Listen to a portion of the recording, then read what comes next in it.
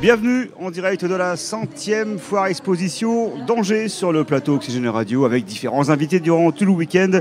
Et à mes côtés, Jean-Christophe Bréger. Jean-Christophe, bonjour. Bonjour, merci de nous accueillir. C'est avec un plaisir tous les ans. Vous êtes aux relations publiques en ce qui concerne l'outil en main à Angers. Qu'est-ce que l'outil en main ?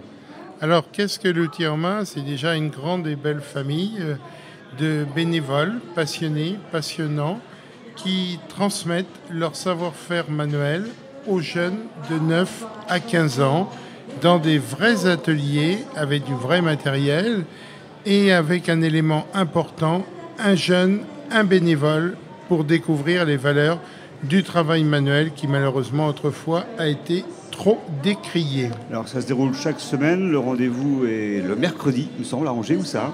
Alors, on se retrouve le mercredi, soit le matin, soit l'après-midi, au 37 route de Bushman.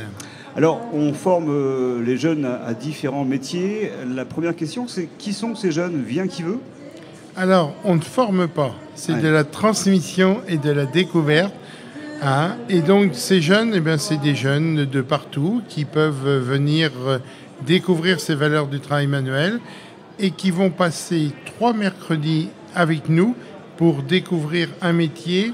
3 mercredis, pourquoi ? Pour leur permettre de réaliser un objet en fonction de l'atelier où nos bénévoles les auront envoyés. On vient donc pour l'année complète ou on peut venir pour juste quelques mercredis dans l'année ? L'année complète. D'accord. Donc Oui. on travaille sur des produits, en tout cas une transmission en continu.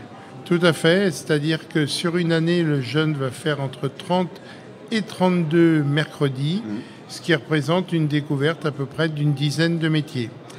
Ces métiers, quels sont-ils ?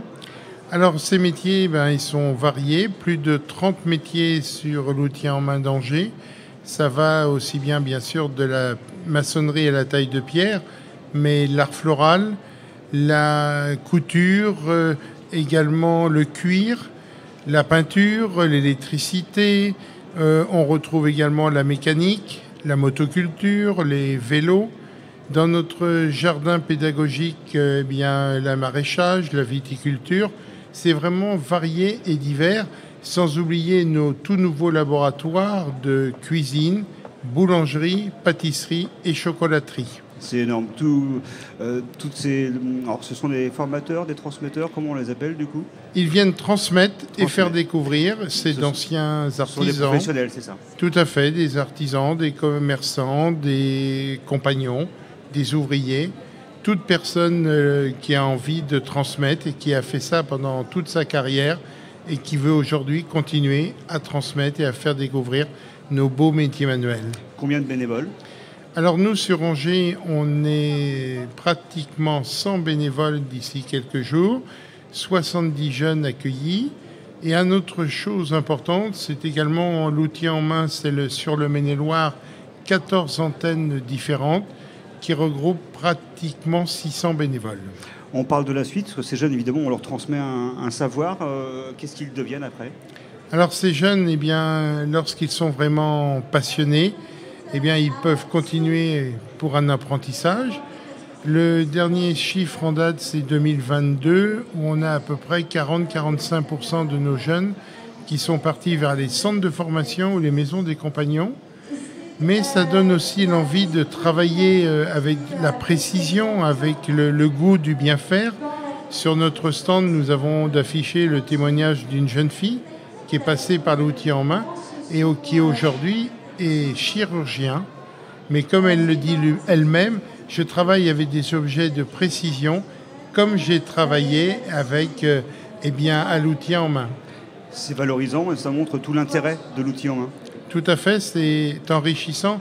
Quand vous avez un jeune le premier mercredi qui arrive, qui a une tête un peu bizarre, où est-ce que je me retrouve ? Et qui au final, le 3e mercredi, part en faisant un grand sourire et en disant aux bénévoles « merci papy », c'est le plus beau cadeau pour eux. Ouais, je trouve ça excellent. Alors, vous me disiez que vous aviez un message à diffuser aujourd'hui, un message plutôt important. Et oui, c'est un message qui vient profondément du cœur parce qu'il faut faire vivre cette association, faire vivre ces métiers. Et aujourd'hui, je lance un cri du cœur auprès de nos bénévoles, auprès de ceux et celles qui ont exercé pendant plusieurs années.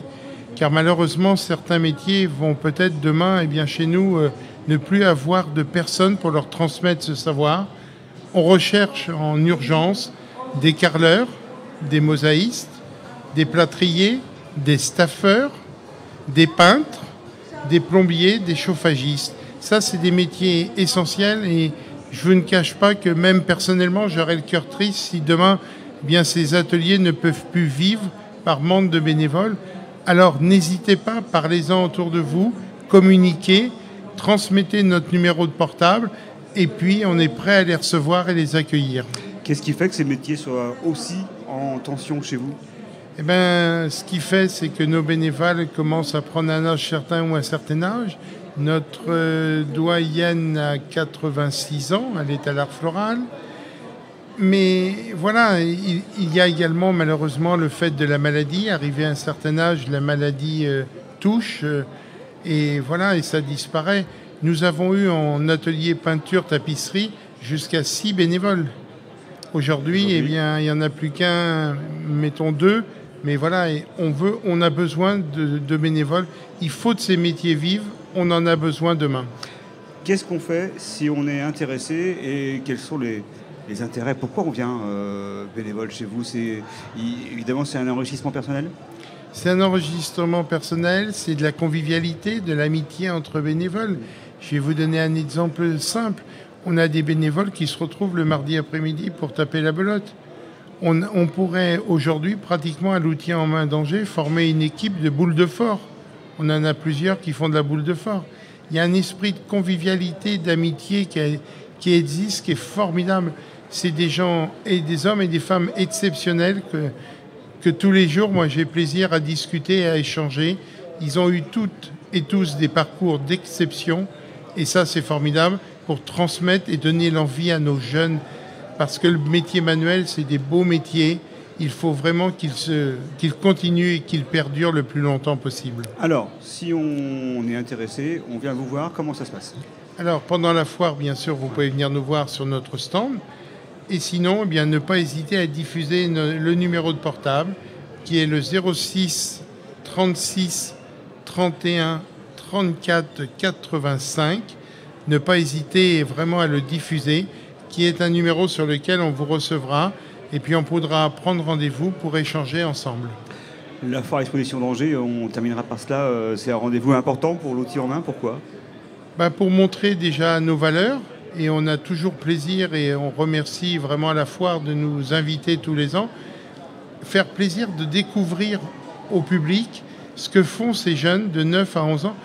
Un témoignage tout simple. Tout à l'heure, une dame dit « c'est pas possible, c'est pas une jeune qui a taillé ce bloc de pierre et qui l'a transformé pour en faire un bougeoir ». Bien si, elle a 9 ans, elle a passé 3 séances et aujourd'hui, on présente son bougeoir sur le stand qu'elle a réalisé elle-même. Merci beaucoup Jean-Christophe et rendez-vous. Merci à vous de nous accueillir. Tout ce week-end sur le stand de l'outil en main, ici à la 100e foire exposition d'Angers. On est en direct, nous, jusqu'à lundi.